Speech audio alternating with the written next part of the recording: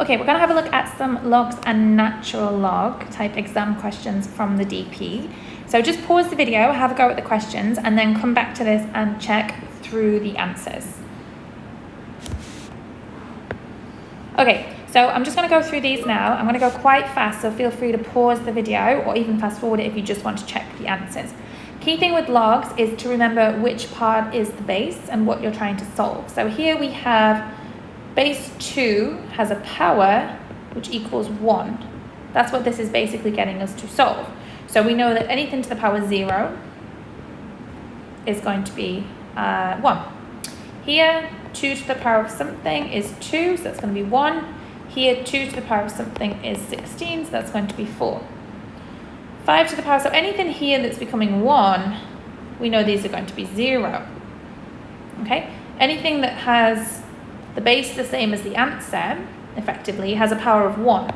So we know these are 1. Here we have 5 to the power of something is 25, so it's going to be 2. Here we have 3 to the power of something, which is 9, which is also going to be 2. Here we have 3 to the power of something is 3 to the minus 1. That's what the third is. It's really important to remember that. So we have minus 1. Over here we have 3 to the something is 27, so that's going to be 3 cubed.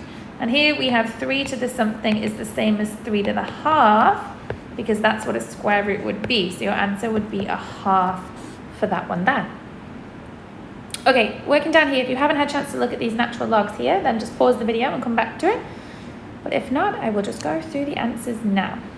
So whenever we have ln, that means we have a base of e. So it's always important to just write the e in. That's what I always encourage everyone to do, because it makes things a lot easier so you don't forget about your base.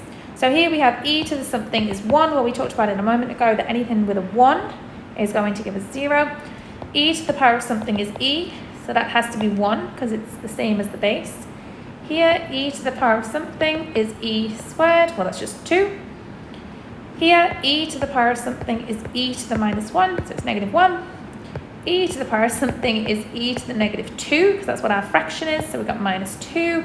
And e to the power of something is e to the half. So the answer is a half.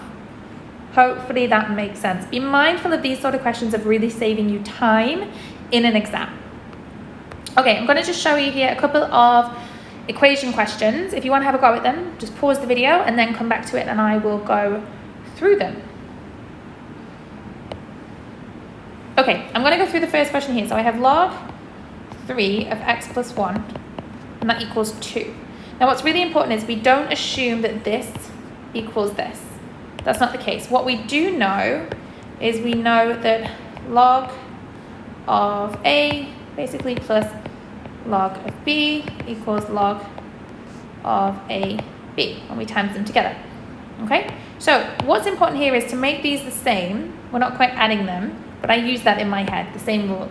I need to put a log here, but I also need to put a log that equals 1 because I don't want to change the value of my 2. I also want to use the same base as here because that's the only way I can make it equal. So what I'm going to say is I'm going to say, oh, this is the same as 2 log base 3, because this all equals 1. So it doesn't actually change the value of it. Now, with my 2, I know I can move the 2 up to be a power. So my next line is I know that log 3 of x plus 1 is equal to log 3 to the power 2, because this 2 can go up here. Really important that you remember that. So this is going to equal 9. So now we have the log 3 and the log 3 the same. So let's ignore them. We have x plus 1 equals 3 squared, which is 9. Oh, great. Let's balance. X is 8. So x equals 8. Asks us to solve, so we're finding x. Now, if that helped refresh your memory and you haven't done question 2, just pause and then have a go at question 2 and come back to this one. Okay, so the only difference with this question is that we have a base 10. Whenever it's not written and we have log, obviously ln is e, but if we have no base and it's log, it's 10. So this is the same as log 10 to the x plus 1 equals 2. So let's do exactly the same thing. However, now we're going to need log 10 of 10 because we need it to still equal 1. Now that 2 is still going to come up to become a power. So we end up with log 10 of x plus 1 equals log 10 of 10 squared. Now the logarithms are the same, which is great, that's what we want. So we can pull out the x plus 1, I don't actually need the bracket, let me get rid of that, equals 10 squared, so equals 100. So x equals 99 because we balance the equation. So x is 99. Hope that makes sense there. Okay, I'm going to have a little go at a couple of these questions now. It's a bit similar to what we just did, so feel free to have a go at them first. Remember that we know log A plus log B is equal to log AB. It's like the same rule for exponents but backwards. Okay, so pause the video and then I'm going to go through the answers in just a moment. Okay, so let's look at question A and try to fit them on the page here. Let me go like this. Okay, so really important for the first one is that we have the same base and we have the same log. So we actually know from the rule that we know that log of A plus B is the same as log AB. So that's now telling us that x times x plus 1 is equal to 6. So if we have x times x plus 1 equals 6, because of all our logs are the same, we don't actually have to worry about them, we can just pull the information out. Now we're going to get x squared plus 1x equals 6 as a quadratic, so let's bring it over. X squared plus x minus 6 equals 0. And then think about your knowledge of quadratics. So this is a 1. So it times to make 1, adds to make minus 6. So we're going to have 3 and negative 2. We don't have a coefficient of x squared, so we can just say it's x plus 3, x minus 2 equals 0. Now for these to equal 0, we're going to be using x is negative 3 and x is 2. 2 solutions for that one. Okay, for the next one, it's very similar to the question we did before. So we have log 2 of x plus log 2 of x plus 1. And then we have 1.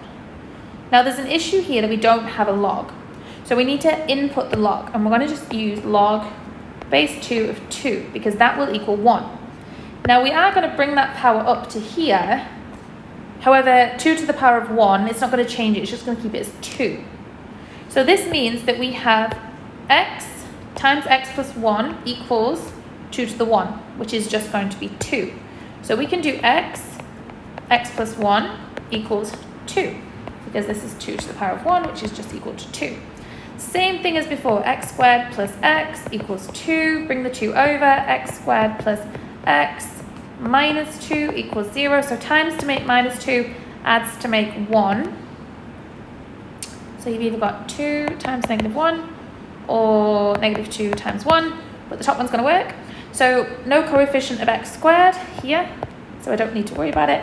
So I can just say that it's x plus 2, x minus 1 equals 0, and then x is negative 2, x is 1 for that one.